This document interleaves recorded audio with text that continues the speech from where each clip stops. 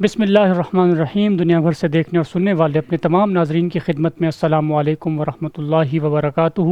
میں ہوں آپ کا میزبان محمد ندیم اور آپ دیکھ رہے ہیں المفتی آن لائن، ہماری شرعی رہنمائی کی ہیلپ لائن المفتی آن لائن۔ آپ کے الحمدللہ روزانہ کی بنیاد پر سوالات ہمیں موصول ہوتے ہیں۔ واٹس ایپ نمبر آپ کے سامنے ہے، آپ اپنا سوال بھیج سکتے ہیں۔ انشاءاللہ کوشش ہوگی کہ جلد سے جلد آپ کے سوال کا جواب آپ کو دے دیا جائے۔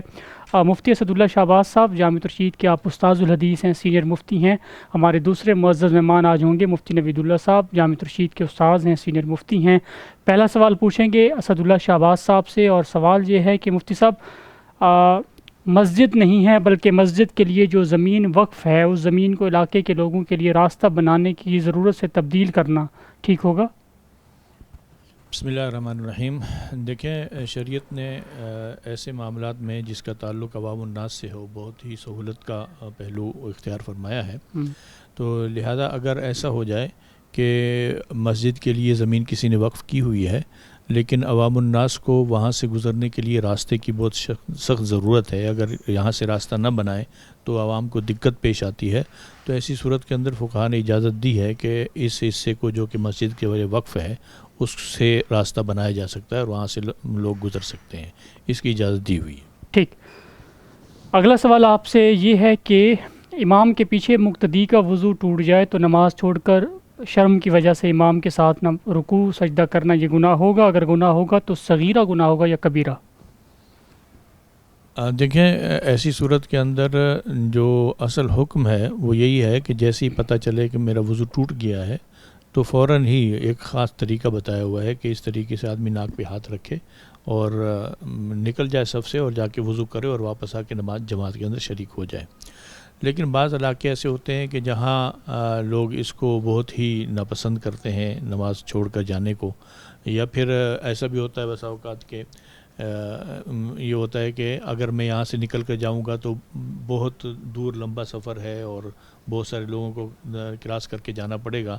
ایسی صورت کے اندر ان کو چاہیے کہ نماز تو بہرحال اس کی ٹوٹ گئی ہے، اب بغیر وضو کے سجدہ کرنا یہ جائز نہیں ہوتا، اس کو گناہ کبیرہ سمجھا گیا ہے، تو لہذا ایسا نہیں کرنا چاہیے اس کو۔ ہاں، البتہ بعض حضرات نے یہ ایک ہیلے کے طور پہ بتایا کہ اگر بہت ہی زیادہ مجبوری ہو تو اپنی نماز ختم کر دیں اور ویسے ہی جو مقتدی ہیں ان کے ساتھ اٹھک بیٹھک نیچے آتا جاتا رہے، تو اس کی بھی گنجائش بعض حضرات نے دی ہے، لیکن حتی الامکان اس پہ نہیں کرنا چاہیے عمل، بلکہ جماعت چھوڑ کر آدمی کو باہر نکل جانا چاہیے۔ ٹھیک، اگلا سوال آپ سے یہ ہے کہ یہ جو مشہور اشعار ہیں طلع البدر علینا، یہ کب پڑھے گئے تھے؟ دیکھیں، اس کے بارے میں دو روایات مشہور ہیں۔ عام طور پر تو مشہور یہ ہے کہ ہجرت کر کے جب آپ علیہ السلام تشریف لے گئے تھے مدینہ منورہ میں، تو اس موقع پر مدینہ منورہ کی جو چھوٹی بچیاں تھیں وہ استقبال کے لیے آئیں اور انہوں نے طلع البدر علینا من ثنیات الوداع یہ کہا۔ جی جی، لیکن یہ ایک قول ہے۔ دوسرا قول یہ ہے کہ غزوہ تبوک کے موقع پر جب آپ علیہ السلام وہاں سے واپس آئے تو اس موقع پر استقبال کے لیے، کیونکہ یہ غزوہ تبوک بہت ہی معرکۃ الاعراء گویا کہ غزوہ تھا اور گرمی کے زمانے میں بہت تکلیف کے وقت میں آپ علیہ السلام نکلے تھے، آگے لشکر بھی بہت بڑا تھا، سفر بھی بہت دور کا تھا، بہت سارے مسائل تھے، تو واپسی پر جب آپ تشریف لائے تو اس وقت مدینہ منورہ سے لوگ نکل کر استقبال کے لیے وہاں ثنیۃ الوداع میں پہنچے اور وہاں جا کے بچیوں نے یہ گویا کہ نظم سمجھ لیں یا نعت سمجھ لیں، یہ پڑھی طلع البدر علینا من ثنیات الوداع، اور بہت سے حضرات نے کہا ہے کہ یہ اسی موقع پر کہے گئے، اس لیے کہ یہ ثنیات الوداع جو ہے نا یہ اس راستے پر ہے جس راستے پر تبوک ہے، اور مدینہ منورہ سے جو راستہ آتا ہے اس پر ثنیۃ الوداع نہیں ہے، کوئی اور جگہ ہے جہاں استقبال کے لیے جاتے تھے۔ اوکے، اگلا سوال مفتی نوید اللہ صاحب کی طرف جائیں گے، ان سے انشاءاللہ پوچھیں گے۔ اس سے پہلے واٹس ایپ نمبر آپ کے سامنے ہے، اس کو محفوظ بھی کریں، سوال بھیجیں۔ سوال بھیجنے کا طریقہ یہی ہے کہ آپ تینوں طرح سے بھیج سکتے ہیں، آڈیو ویڈیو تحریر کی صورت میں، اور سوال جو ہے وہ مختصر اپنا آپ لکھیں تاکہ پڑھنے میں آسانی ہو، اور چونکہ پروگرام کا فارمیٹ جو ہے وہ مختصر ہے تو مختصر سوال زیادہ بہتر ہوگا۔ مفتی صاحب، آپ سے سوال یہ ہے کہ اسلامی قانون کے تحت جو غیر موروثی غیر وراثتی اثاثے ہوتے ہیں ان کی ملکیت کا تعین کیسے کریں گے جب دو فریقین نے اپنی خریداری کے لیے مختلف رقمیں بھی دی ہوں؟ کیا ملکیت سختی سے مالی شراکت پر مبنی ہے یا کیا کوئی فریق بغیر کسی واضح معاہدے کے برابر حصوں کا دعویٰ کرے گا؟ بسم اللہ الرحمن الرحیم. دیکھیں، انہوں نے وراثت سے ہٹ کر کسی شراکتی جگہ یا مکان وغیرہ کے بارے میں یہ مسئلہ پوچھا ہے. البتہ یہ واضح نہیں کی یہ بات کہ شراکت کس نوعیت کی ہے. ٹھیک. ایسے بھی ہو سکتا ہے جس طرح کے بھائی رہتے ہیں اور وہ ساتھ رہتے ہوئے کوئی پراپرٹی خرید لیتے ہیں، گھر کا جو خرچہ ہے وہ مشترکہ چل رہا ہوتا ہے اور اسی مشترکہ خرچے سے کوئی چیز خرید لیتے ہیں. کسی بھائی کی کمائی زیادہ ہوتی ہے، کسی کی کم ہوتی ہے، اور تو یہ ایک الگ نوعیت کا مسئلہ ہے. اور ایک ہے کاروباری طور پر شرکت میں، جہاں دو آدمی پیسے ملا کر کوئی جگہ خرید لیتے ہیں، وہاں کاروبار کرتے ہیں یا اس کو، تو دونوں کا حکم میں تھوڑا سا فرق پڑ جاتا ہے. یہ وضاحت اگر یہ ہو اس سوال میں کہ یہ کس نوعیت کی شرکت کی ہم بات کر رہے ہیں، تو چونکہ وراثت سے ہٹ کر انہوں نے یہ مسئلہ پوچھا ہے کہ یہ وراثتی مکان کی بات نہیں کر رہے ہیں. اس میں تو حصے بتانا آسان ہوتا ہے کہ اتنے بھائی ہے، اگر اتنی بہنیں ہیں تو یہ حصہ ہے. یہ ہٹ کر بات کی ہے. چنانچہ اگر یہ بھائیوں والا مسئلہ ہے تو اس میں ہوتا یہ کہ عرف کے مطابق چونکہ ایسا ہوتا ہے کہ ہر بھائی جو کچھ خرچ کر رہا ہوتا ہے دوسرے کو اس میں شریک سمجھتا ہے کہ کل جب وہ خرچ کرتا ہے تو اس میں میرا بھی حصہ ہوتا ہے. عرف میں اگر کسی جگہ ایسا ہو تو وہ جب کوئی چیز خریدتے ہیں تو وہ مشترک شمار ہوتی ہے. البتہ یہ فرق ہو سکتا ہے کہ اگر کسی نے زیادہ حصہ ہے، اس کی تنخواہ زیادہ ہے، مال زیادہ ہے، تو اس کو اس کا حصہ دیا جاتا ہے، اور جس نے کم حصہ ملایا ہو وہ کم حصہ اس کو ملتا ہے. اور اگر یہ کاروباری شراکت کی بات ہے کہ انہوں نے، اس میں بھی یہی بات ہوتی ہے کہ جو شروع میں ان کے درمیان تھے، جس نے جتنا سرمایہ لگایا ہوتا ہے اسی کے مطابق تو شروع سے اس کو سرمایہ ملتا ہے، اور جو نفع طے شدہ ہوتا ہے اس کے مطابق پھر ان میں نفع بھی تقسیم ہوتا ہے. تو یہ صورت ہو سکتی ہے. بہتر یہ ہے کہ یہ اپنا سوال مزید واضح کر لے کہ میں کس چیز کے بارے میں پوچھ رہا ہوں، ہمارے معاہدے کی نوعیت کیا ہے، تو آسانی ہوگی. ٹھیک.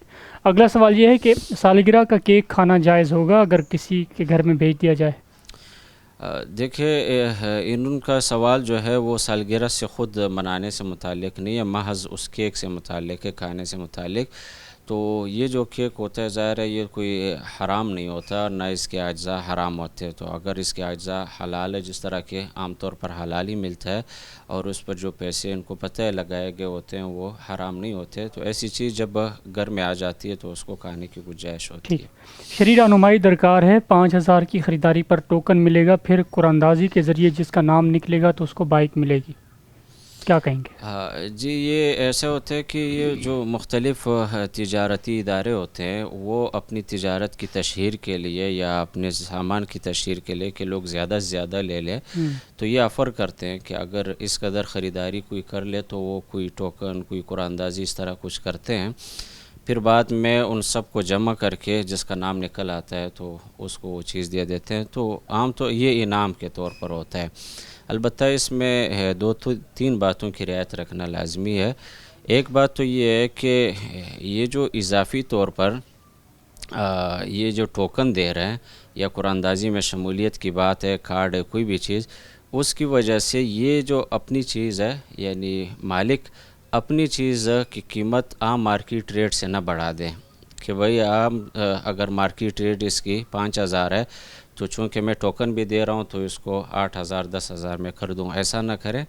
اور دوسری بات یہ ہے کہ جو چیز ہے اس کی کوالٹی جو ہے وہ کم نہ کریں. یعنی خراب چیزیں ہوتی ہے، بعض لوگ صرف اس لالچ میں کہ لوگوں کو لالچ دے کر کہ آپ کو ٹوکن میں شمولیت ہے، پھر قراندازی میں بائک ہے، تو اس کی خاطر وہ بیچتے ہیں، تو یہ بھی ٹھیک نہیں ہے. اور تیسری بات یہ ہے کہ جو خریدار ہے جو اس آفر سے فائدہ اٹھا رہے ہیں ان کا مقصد بھی محض یہ نہ ہو کہ بھئی میں یہ چیز کے حصول کے لیے، بائک کے حصول کے لیے کام کر رہا ہوں. اصل ضرورت اور خریداری جو ہے وہ نیت ہو، اور انعام کے طور پر جو ہے یہ چیز بھی مل جائے تو پھر اس کی گنجائش. اور استاد جی کی طرف جائیں گے، مفتی اسداللہ شہباز صاحب کی طرف.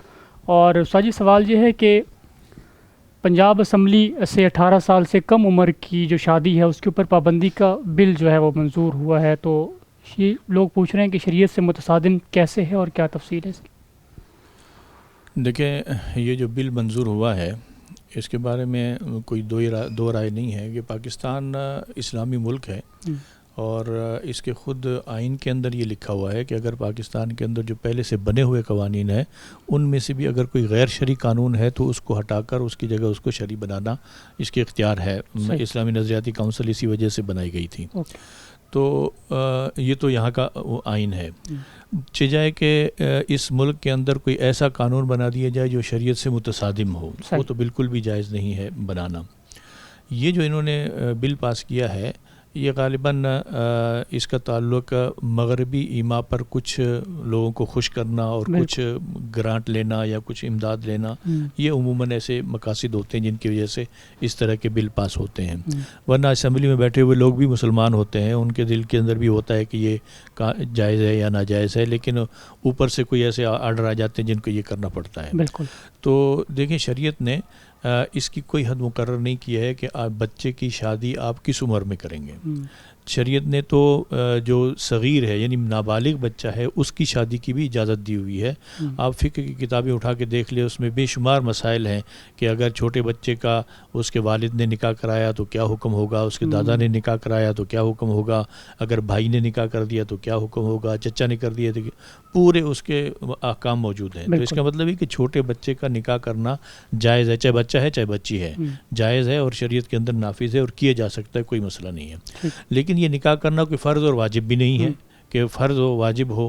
البتہ جو بچہ بالغ ہو جائے یعنی بلوغت کے بعد پھر بچے کا یہ شرعی حق بنتا ہے کہ وہ کسی جگہ بھی نکاح کر سکتا ہے. لیکن شریعت نے خود حنفیہ کہ ہاں جو لڑکی اگر بچی ہے وہ بالغ ہو جائے تو عاقلہ بالغہ بچی جو ہے نا اپنا نکاح خود کروا سکتی ہے. حنفیہ کے اصول ہے. تو جب خود نکاح کروا سکتی ہے تو اب اس کے اوپر پابندی لگانا کہ آپ نکاح نہیں کر سکتی, یہ بالکل غیر شرعی بات ہوئی. کہ وہ پھر بالغ کب ہوتی ہے, بچی کی عمر جو ہے بلوغ کی وہ 9 سال کے بعد کسی وقت بھی بالغ ہو سکتی ہے. اگر اس کے اندر علامات بلوغ ظاہر ہو جائیں تو ٹھیک ہے, اگر علامات بلوغ ظاہر نہیں ہوتی تو 15 سال کے بعد اس کو بالغ سمجھا جائے گا. اسی طرح لڑکا جو ہے نا 12 سال کی عمر کے بعد اس کی بلوغت کی عمر شروع ہو جاتی ہے. اگر کوئی علامت ظاہر نہ ہو تو پھر 15 سال کے بعد بچہ بھی بالغ سمجھا جاتا ہے. تو 15 سال کی عمر کے بعد شریعت اس کے اوپر اس نے حکم یہ لگایا کہ یہ کہیں پر بھی شادی کر سکتے ہیں, والدین سے اجازت لینے کی بھی ضرورت نہیں ہے. الا یہ کہ لڑکی ہے اور اس نے غیر کف میں شادی کیا تو الگ مسئلہ ہے, وہ الگ مسائل ہیں, لیکن شادی کرنے میں کوئی پابندی نہیں ہے. بعض لوگ یہ کہتے ہیں کہ نکاح کرنا ایک مباح چیز ہے اور اس مباح چیز کے اوپر حکومت پابندی لگا سکتی ہے, جیسے کہ اور بہت ساری اس کی مثالیں ہوتی ہیں. تو اس کا جواب یہ ہے کہ مباح چیز کے اوپر حکومت کو پابندی لگانے کی اجازت ہوتی ہے, لیکن اسی وقت جب کہ وہ مصلحت عامہ میں ہو, یعنی عوام الناس کا اس کے اندر کوئی فائدہ ہو.